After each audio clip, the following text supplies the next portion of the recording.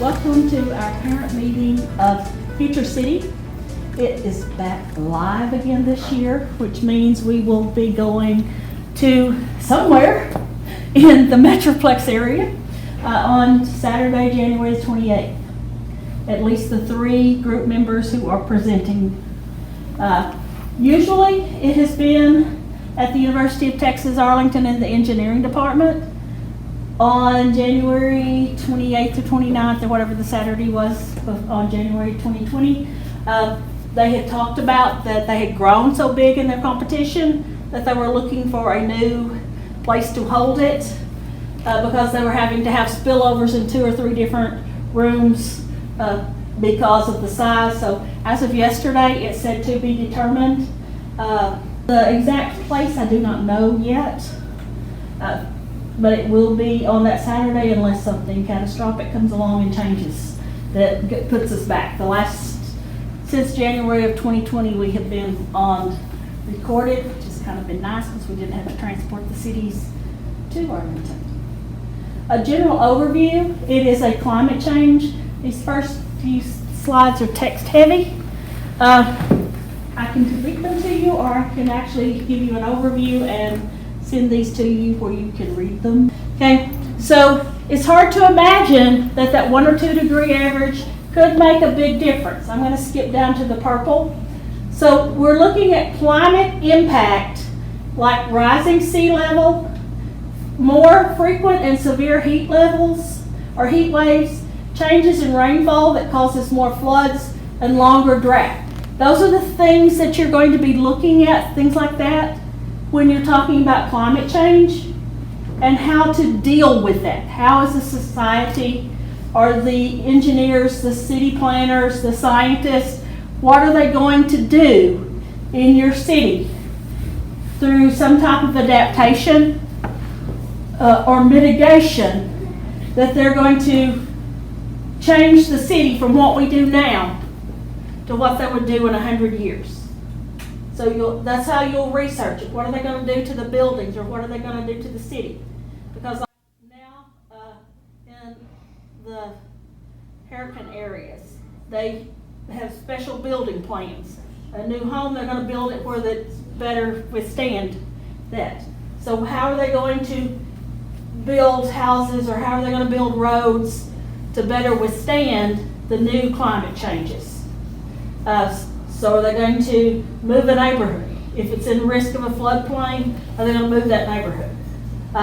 If sea levels are going to rise, are they going to go in and they're going to build up the sea level or add in something to protect it? So that's what they're going to look at in your challenge. And so the engineers are going to work on some mitigation strategies that are going to reduce or prevent greenhouse gases. Going green has always been part of Future City. Renewable energy, recycling, reducing the waste. So that'll still be there, but you're going to focus on strategies that are going to eliminate climate change as they go through and write their essay and continue to focus on Future City. So the challenge, important information you need to know. Students need to be passing just like for UIL. I would suggest no more than 5 in a team. 3 are going to present. More than 5, you get too many people to agree on what's going on. So 3 to 5 is good. The first thing they do, and the first thing that's due, and it's November 4th, is an essay.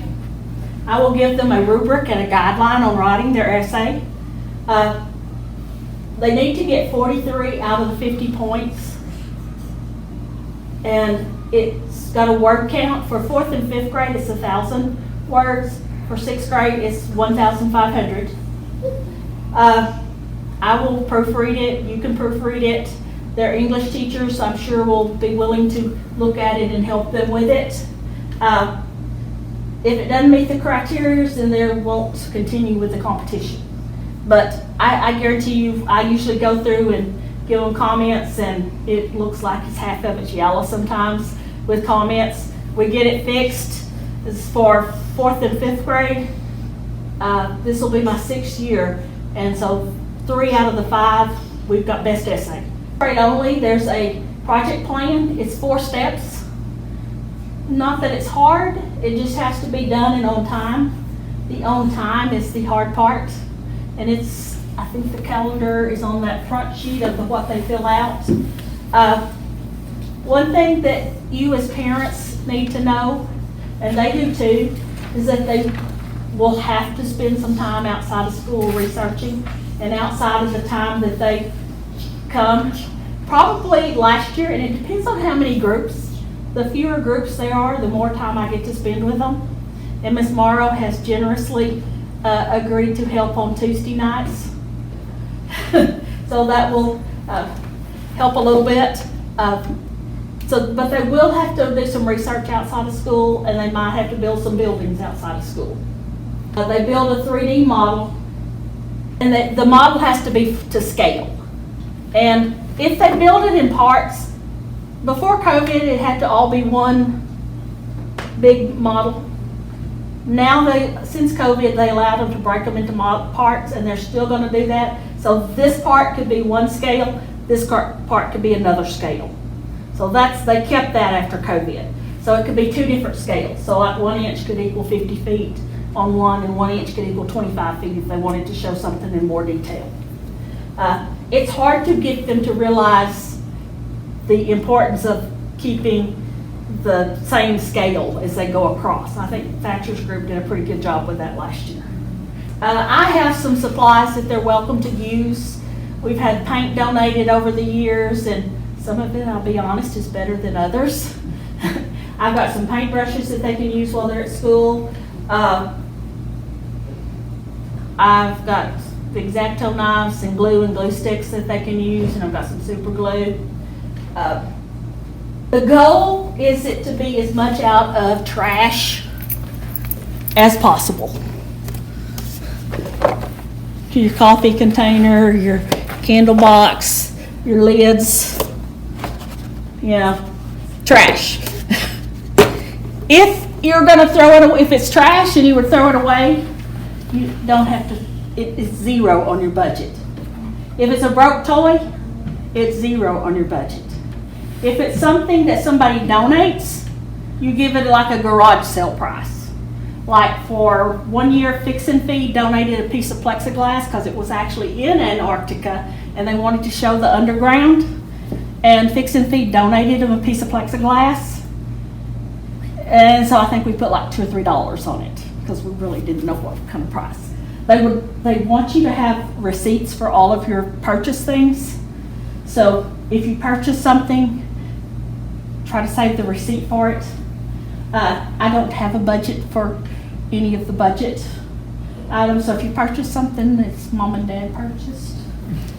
The trash dumpster is a good spot. If you know a contractor that has wood scraps or something, that'd be a great thing.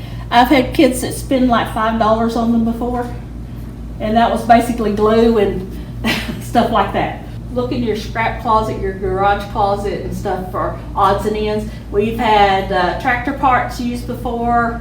The 4th and 5th grade is a $50 budget. 6th grade is a $100 budget, and that includes like 4th and 5th do not have posters and stuff that go along with theirs. 6th grade can have like display posters when they go and talk to their judges. And they can have costumes. There's a long list. What did y'all get last year? Like $12 a piece when you split it with your group of 4? I think. Something like that, and they chose to go out to eat at Bamboo House. It was either 12 or 15. Okay, something like that. And Miss Fowler agreed we could pay for whatever extra they did. And it depends. Some years the kids have got gift cards from $5 to $15. The 4th and 5th grade do not have a really big regional prize. 6th grade, I've looked and I cannot find exactly what it is. I want to say some of them maybe have got $250 for prize, but I have not found anything official. This is the big prize that the 6th grade can win if they go to nationals. and win, and there have been a few North Texas that have went and won. One of the North Texas went, their city got destroyed on the way, and they built it out of trash at the hotel and won.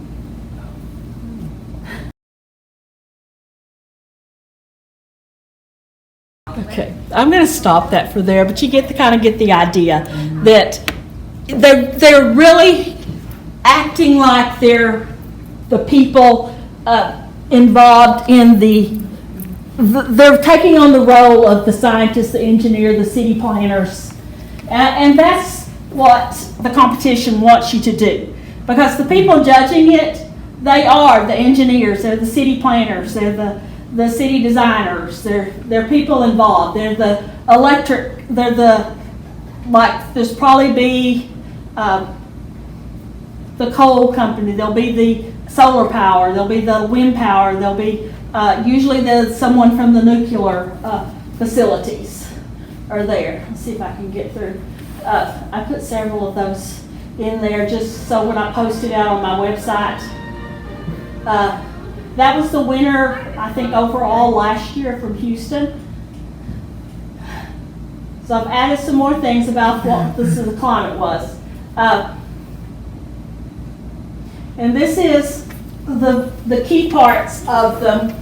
Everybody has the city essay that is 50 points of their total.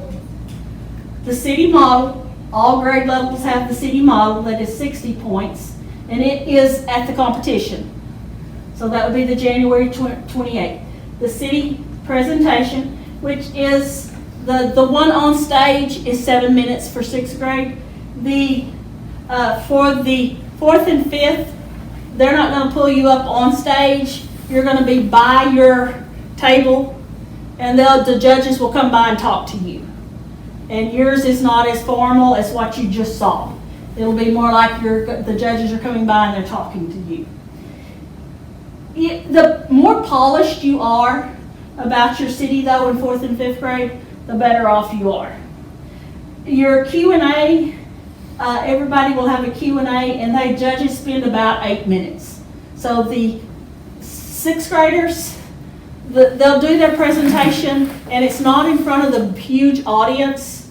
It'll be in a room by themselves with the judging panel, and then the judges will come up afterwards and talk to them and do the Q&A. So they'll present for 7 minutes, and then they'll have the Q&A. It's very important as whoever is their mentor needs to be sure they know what type of engineers they are, because that is one question they always ask. And in the handbook we have some judges' questions to go over with them so that they are not just out. And then the 6th grade has a project plan. So everybody has everything, but the project plan is only 6th grade, and it's 4 points. Pretty easy. It's like your schedule, what are you doing, your steps, kind of check in. Then there'll be an honor statement, which basically says that it's primarily students did it. The adults were just there to supervise, help, use tools that were too dangerous for the kids to use. Your expense form, which is not posted yet. In the past, there's been a media release because they've always videoed when we're live. The last few years since COVID, we've not had one of those. That may come back. So that may be or it may not be, but these two will be in addition to this here. This is, as of right now, the dates that we have from the regional. The essay is November 4th. The project plan is November 4th, and it is in the handbook part that I'll give you when they've got their teams, which I would like, hopefully everything will be back in by Friday. Not tomorrow, but a week from tomorrow. And then the part 2 is due November the 11th. And then part 3 is December 9th. Part 4 is January 12th. Their script for their presentation. This is not really a thing, but this is what I kind of set so that they can practice, so that they know what they're going to say. Because last year when they got up to talk in front of the judges, which was via Zoom, For sixth grade group, I only had one sixth grade group that made it to the end. And they had came from basketball and were in their car. So it was kind of hectic. So hopefully we can get our script laid out a little early and we can practice maybe this Friday or Saturday or sometime before so that they know what they're doing. And then maybe we can, sometime by the 16th, we can start practicing on those questions and know what we're going to do before then. So these two are not necessarily the regional competition. That's kind of my goal, is that they're starting practicing on them by then. And then, of course, the model and their presentation and all will be on January 28th.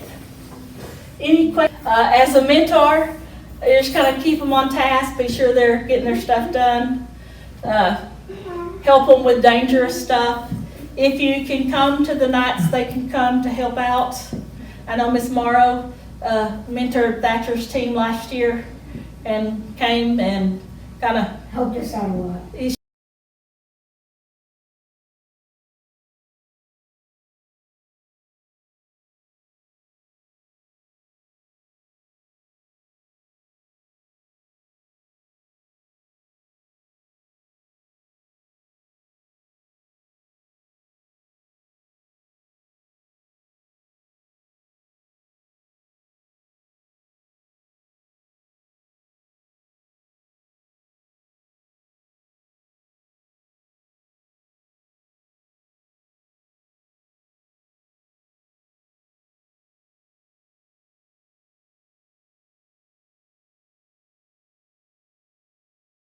So as a mentor, you would assist with the research, proofread the essay. Miss Foster probably would even proofread the essay for you if you need a proofreader.